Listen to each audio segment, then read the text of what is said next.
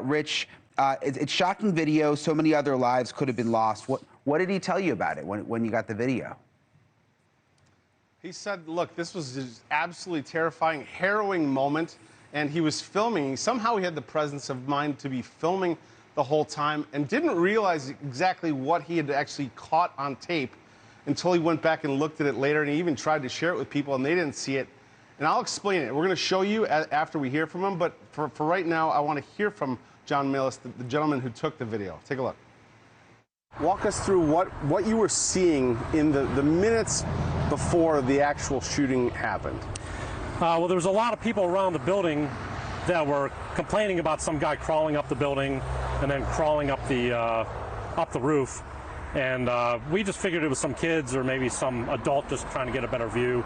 But the complaints started getting louder. More and more people were complaining. They were calling for the police. They said, someone find the police. And eventually about 5 police officers showed up. And initially we thought they were there to kick us out because we were so close to Trump on that fence line. You could see him pretty clearly. So we thought we were being kicked out, but then we saw one of the police officers pull out his sidearm.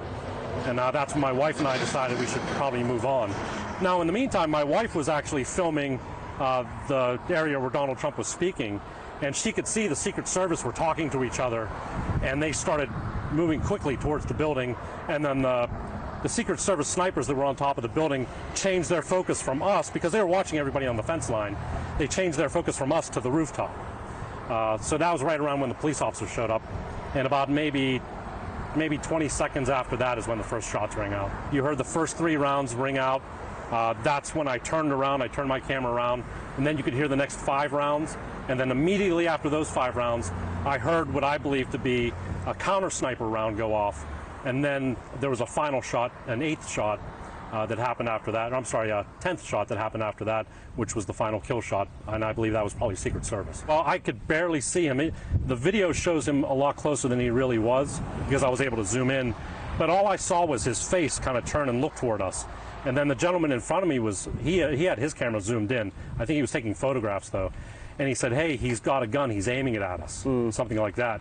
And then when I looked back later at my video and zoomed in, sure enough, you could see him sit up and swing his weapon around and aim it right towards us, right before the Secret Service shot him.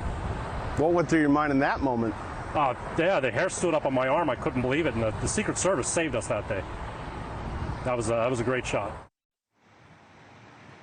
Now, I want to show our viewers something, Brian, because I believe we have slow motion video where the gentleman was just describing.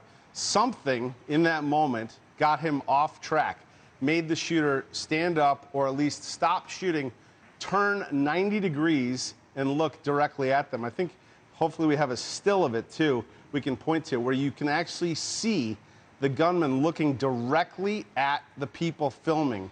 If we have the still, we can show it, but you can make out the gunman's face looking directly at them. And why this is significant there it is because people are now saying, and the Butler DA here in town is saying a local police officer that shot him, got his attention, caused him just enough time to turn left, and that's when the Secret Service snipers ultimately took him out.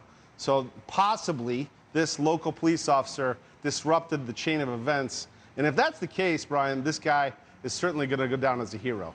So basically he turned and looked toward the crowd, and what is the thought? If he wasn't taken out right then, he was going to keep on shooting?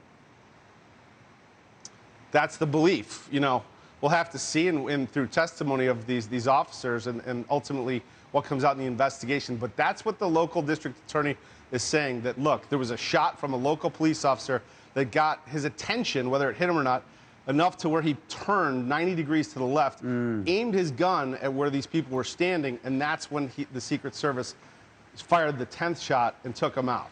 So the guy who gave you the video, Jon Malis, he also says he saw the gunman, was it an hour before the actual shooting happened? Yeah, he said, look, we actually got this guy on video as we were going to the event. So he showed us the video. I believe we have it. It was dash cam video as they're pulling up to the event, and you can see what appears to be this gunman on screen right, kind of walking up the hill into the event, clear as day. And you're just like, yeah, I think we're rolling the video right now. You can see him walking just as we come up here. Yeah. And he's just walking kind of casually into the event. Thank you for watching. Go to newsnationnow.com to find News Nation on your television provider. And don't forget to click the red subscribe button below to get more of News Nation's fact-driven, unbiased coverage.